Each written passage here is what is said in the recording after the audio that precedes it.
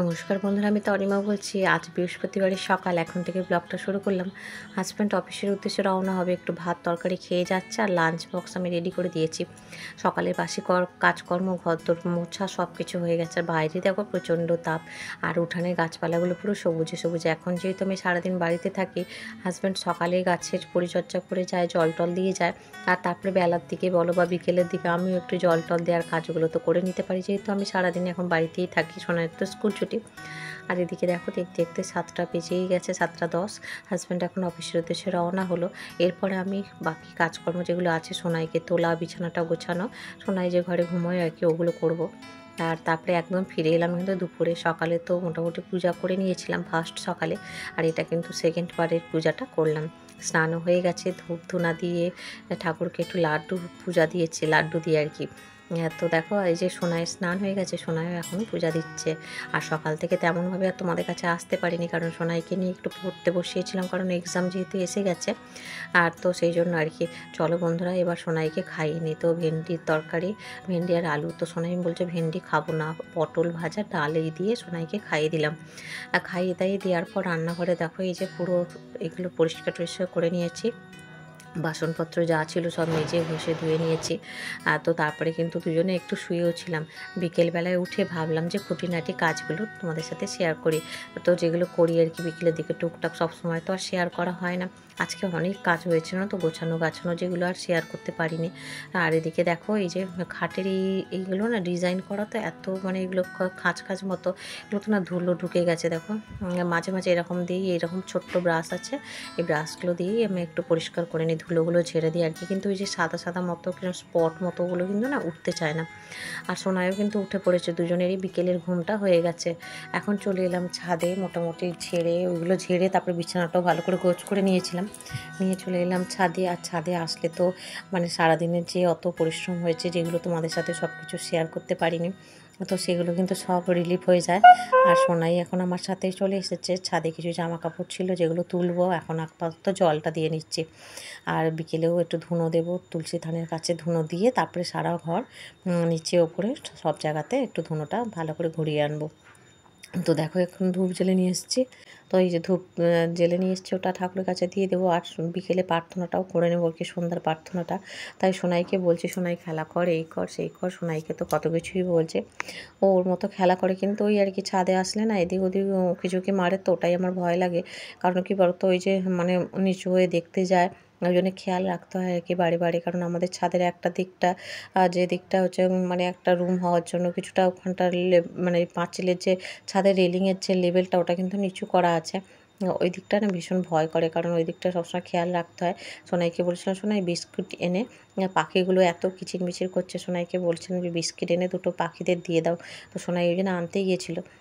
আর আমি এখন এই যে ধুনোটা জ্বেলে নিয়ে তারপরে হচ্ছে আমি এখন ঠাকুরের এখানে প্রার্থনাটা করে নেব। আর এইটা আমার তো এখন তো মানে কিছুদিন ধরে নতুন আর কি, এটা শুরু করেছি। ঠাকুরের কাছে এখানে এসে প্রার্থনা করা, আমার মনটা এতে অনেকটা শান্তি হয়।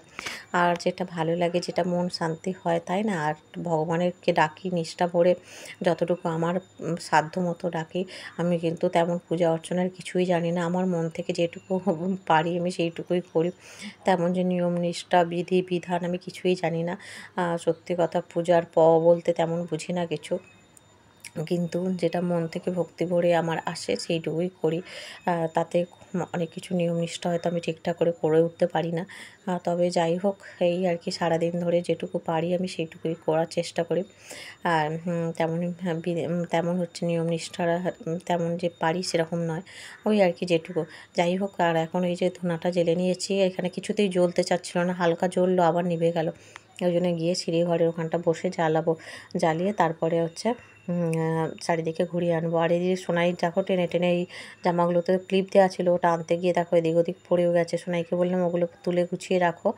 তো আমি নিচে একটু ঠাকুরের সব দিয়ে আসি চারিদিকে। তো সেই জন্য এই যে দেখছো না, এই যে পিলারের এই সিঁড়ির চিলেকোঠার ওই পাশে ওইখানটা দেখছো না, লেভেলটা অনেকটা নিচু আছে। তো বাচ্চা মানুষ তো অনেক সময় এদিক ওদিক যায়, ওটাই আর কি, কিছু হয়তো পড়ে গেল, নিচু হয়তো ওই জন্য ছাদে আমি একা সোনাইকে খুব একটা আসতে দিই না আর কি। তো মোটামুটি আসলে আমার সাথেই আসে, আর ওকে খেয়াল রাখি আর কি। কারণ এই দিকটা যতটা পারি তাড়াতাড়ি একটু ইঁট দিয়ে এইটুকু হলেও গাঁথনিটা করে নিতে হবে। কারণ এটা আমার এখন মানে আগে করতে হবে, এইটুকুটা গাঁথনি করে মোটামুটি একটু লেভেলটা ঠিকঠাক করে নিতে হবে আর তো বাড়ির প্রচুর কাজকর্মই এখন বাকি আছে, একটু একটু করেও সব করতে হবে, একসাথে তো লাফিয়ে ঝাঁপিয়ে তো সব কিছু করা যায় না। আর এদিকে সোনাই দেখো খেলা করছে, ওই দেখছো তো এরকম ধারে যায়, তো ওটাই আর কি ধারে গিয়ে ওই পাশের বাড়ির কুকুরটা আছে, ওদের পোষা আছে আর কি একটা ডগি, তো সেটাকে দেখে মজা করে, তাকে ডাকে। ওই জন্য বলি তুই এই ধারটায় যাবি না, কিন্তু ও তো ছোটো মানুষ, ও তো খেয়াল খুশি মতো কখন কোন দিকে যায়। আর এখন দেখো বাকি গাছগুলো যেগুলো বাকি ছিল সেগুলোতে জল দিয়ে দিলাম, আর প্রত্যেকটা গাছে সুন্দর করে জল দিয়ে তারপরে গাছগুলোকে আবার পরে মানে গোড়ায় জল দেওয়ার পর ভালো করে জল ছিটিয়ে আবার গাছগুলোকে ধুয়েও দিই। কারণ এই গরমে, প্রচণ্ড গরমে সারাদিন রোদের তাপ পেয়ে ওরা একদম ওষ্ঠাগত প্রাণ থাকে। ওদেরকে মানে স্নান করাবার মতো করিয়ে দিই, তাহলে একটু গাছপালাগুলো শান্ত থাকে আর কি, আমার ঠান্ডা থাকে। তো সব কিছুই আমার সাধ্যমতো করার চেষ্টা করি, যতটা পারি যত্ন আত্তি করার চেষ্টা করি। তার মধ্যে হয়তো কিছু কিছু ক্ষেত্রে কোনো ঘাটতিও থেকে যায় মাঝে মাঝে, সবসময় তো আর সময় দিতে পারি না। এক আধ সময় যদি অন্য কিছু কাজের সাথে ব্যস্ত হয়ে পড়ি, তখন আবার এই দিকটা একটু কম পড়ে যায়, তাও আমার সাধ্যমতো আমি করার চেষ্টা করি। আমার সংসারের প্রত্যেকটা জিনিসেরই আমার যতটা সাধ্য আছে আমি ততটা দিয়ে 100% দিয়ে করার চেষ্টা করি। আর সংসারটা ভালোবাসি বলেই এতটা মানে আমি লেবার দিতে পারি। আর যেখানে দেখবে ভালোবাসার বাঁধন থাকে সেখানে তোমার এত কষ্ট করলেও তোমার দেখবে সেই কষ্টটা কষ্ট বলে কখনো মনে হয় না। তখন দেখবে তুমি 100% এর জায়গায় আরও বেশি দিতে পারো। শান্তি তো একটা বিরাট প্রাপ্তি। ফ্রেন্ডস, এই ছাদে এসেছি আর ভীষণ সুন্দর হাওয়া দিচ্ছে। আজকে যদিও গরম মানে সেই লেভেলের যে গরম সেটা নেই, একটু তুলনামূলক কম আছে। আমি আর সোনাই চলে এসেছি ছাদে, ঠাকুরের কাছে প্রার্থনা হয়ে গেছে, ঠাকুরের কাছে প্রার্থনা হয়ে গেছে। আর এই যে সোনাই এখন খেলা করবে, ওর সাথে লুকোচুরি খেলতে হবে। আর আমি তো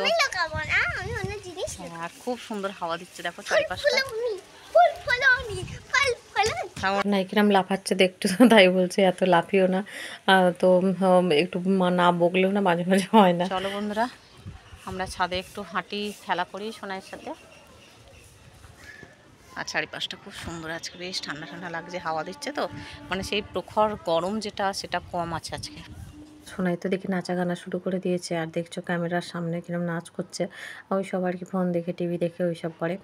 আর আমি একটু এদিক ওদিক দেখছি, ভালো লাগে বেশ বিকেলটা তো। আর কদিন ধরে ভাইয়ের বাড়িতেও যাওয়া হয়নি, আর এই গরমে না, প্রচণ্ড গরমেই বিকেলটা ছাদেই ভালো লাগে। আর ওরা একটু ঘুমোয় টুমোয়, আর মানে বিকেলবেলাটায় একটু দেরি করে শোয়, তো সেই জন্য আর কি বিকেলবেলাটা যাওয়া হয় না।